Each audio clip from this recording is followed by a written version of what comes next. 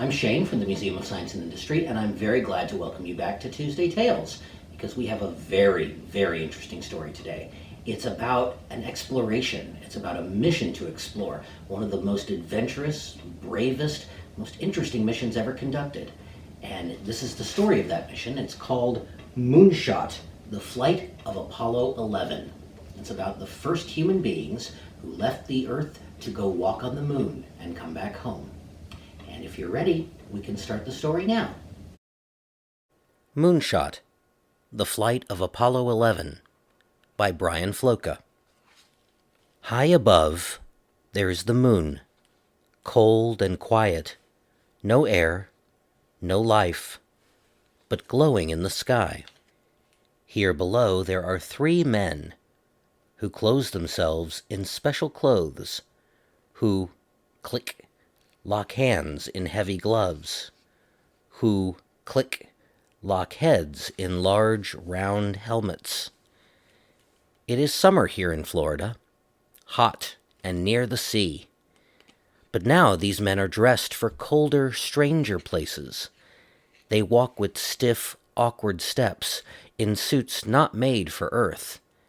They have studied and practiced and trained and said goodbye to family and friends. If all goes well, they will be gone for 1 week, gone where no one has been. Their 2 small spaceships are Columbia and Eagle. They sit atop the rocket that will raise them into space, a monster of a machine. It stands 30 stories. It weighs 6 million pounds. A tower full of fuel and fire and valves and pipes and engines, too big to believe, but built to fly, the mighty, massive Saturn V. The astronauts squeeze into Columbia's sideways seats, lying on their backs, facing toward the sky. Neil Armstrong on the left, Michael Collins on the right, Buzz Aldrin in the middle. Click, and they fasten straps. Click, and the hatch is sealed. There they wait, while the Saturn hums beneath them. Near the rocket, in launch control, and far away in Houston, in mission control, there are numbers, screens, and charts, ways of watching and checking every piece of the rocket and ships, the fuel, the valves, the pipes, the engines, the beats of the astronauts' hearts. As the countdown closes, each man watching is asked the question, "Go, no go?" And each man watching answers back, "Go, go, go." Apollo 11 is go for launch. 10, 9, 8, 7. Ignition sequence started. Flames push hard against the pad, every second pushing harder. 6, 5, 4. But still the rocket does not rise. Mighty arms hold it steady. Hold it till the countdowns finish. 3, 2, 1, 0. Liftoff! The rocket is released. It rises foot by foot. It rises pound by pound. It climbs the summer sky. It rides a flapping, cracking flame and shakes the air and shakes the earth and makes a mighty roar. Armstrong, Collins, Aldrin ride the fire and thunder pressed deep in their seats, their bodies as heavy as clay. The rocket below them sheds parts as it soars. Bolts explode. Engines ignite. First stage, second stage, escape tower, gone. The rocket flies lighter. The rocket flies faster. In 12 minutes' time, it's 100 miles high. Then, after an orbit around the Earth to talk with Mission Control, to check the course, to check the rocket and ships, the rocket's last stage fires again, pushing the astronauts on. And when the Earth has rolled beneath and rolled behind and let the astronauts go, the Saturn's last stage opens wide and releases Columbia, which was the rocket's tip. And also Eagle, hidden till now, a stranger ship, more bug than bird, a black and gold and folded spider. Michael Collins, Columbia's pilot, turns her back around and locks Columbia to Eagle. Then Armstrong, Collins, Aldrin leave the last of the Saturn and travel on in their two small ships, joined together, flown as one. They go rushing into darkness, flying toward the moon, far away, cold and quiet, no air, no life, but glowing in the sky. On board Columbia and Eagle, Armstrong, Collins, Aldrin unclick gloves, unclick helmets, unclick the straps that hold them down, and float inside their small ships, their home for a week. Here there is no up or down. An astronaut can spin in air and turn a floor into a wall, or a ceiling to a floor. Here, on those sometimes ceilings, walls, and floors, everywhere, there are straps and screens and gauges, buttons, handles, hoses, and switches, switches, switches. There are food and clothes packed into corners. There are flight plans, flashlights, pens, and cameras, and they float too. They drift from hands and pockets. That's why there's Velcro everywhere, for holding things, so they stay put. Here, where everything floats, it takes some skill to eat a meal. That ham salad sandwich? Watch the crumbs. Soup? It comes in a bag, dry as dust. Fix the bag to the water gun. Fill it, mix it, stir it up. Cream of chicken? Not too bad. Better than the peanut cubes. Here, where everything floats, it takes some skill to go to sleep. There are no beds or pillows, no night or day.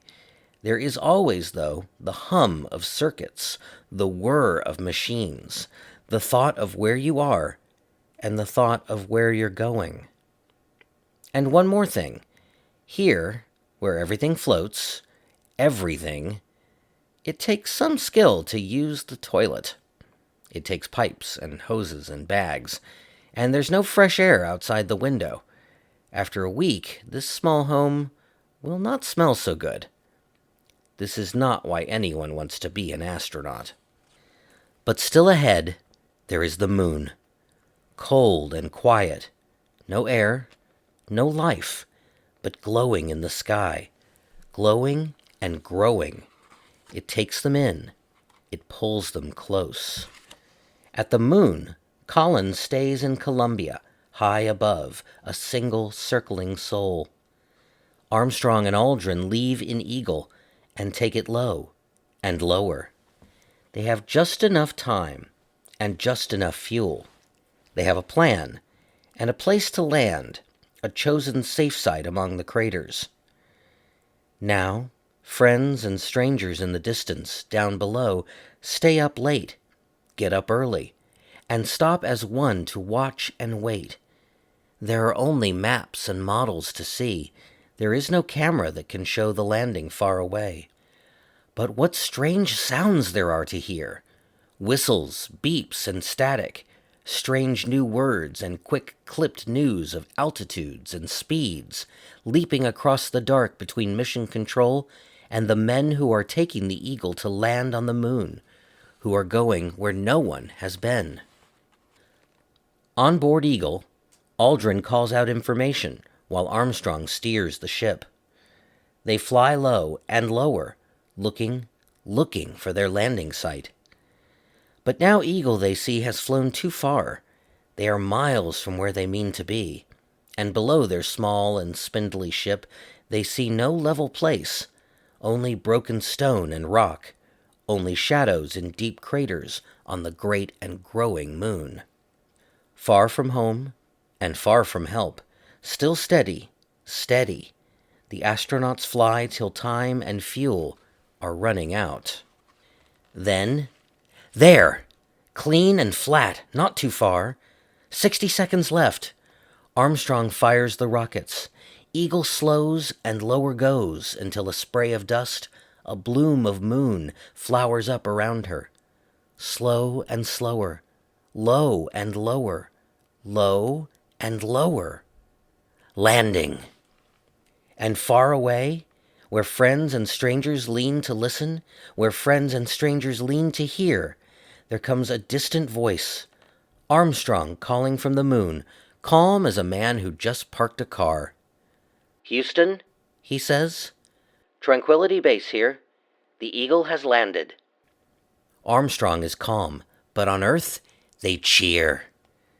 Then Armstrong and Aldrin climb down from the Eagle in heavy gloves, in large round helmets, in suits not made for Earth. In suits made for the moon. Here below, all around them, cold and quiet, no air but life. There is life on the strange and silent, magnificent moon. Armstrong and Aldrin walk its rough, wide places. They step, they hop. As light as boys, they lope, they leap. In the dust and stone beneath their feet, no seed has ever grown, no root has ever reached. Still secrets wait there, the story of the moon. Where did it come from? How old is it? What is it made of? Not green cheese. And up above the ash-gray plains, the sky is pitch and empty, and all the stars stay hidden. That is how bright the moon is when you're standing on its face. But in that blank and starless sky, high above, there is the earth, rushing oceans, racing clouds, swaying fields and forests, family, friends, and strangers, everyone you've ever known, everyone you might, the good and lonely earth glowing in the sky. When their work is done, Armstrong, Collins, Aldrin fly back together from the moon, which rolls beneath, which rolls behind, letting them loose, letting them go. They fly back together through the dark with pictures, stones, and stories, with secrets of the sky, with a view of home from far away. Back to family, back to friends, to warmth, to light, to trees and blue water. Back from the moon they land with a splash. To warmth, to light, to home at last. And that is the story of the flight of Apollo 11. I hope you enjoyed that story. And I hope the next time you're at the museum, you can see another craft that went to the moon. It's called Apollo 8. It actually orbited the moon before this mission, and you can see it yourself the next time you're at the Museum of Science and Industry. Thanks for joining us, and we'll see you next time for another one of our Tuesday Tales. Goodbye.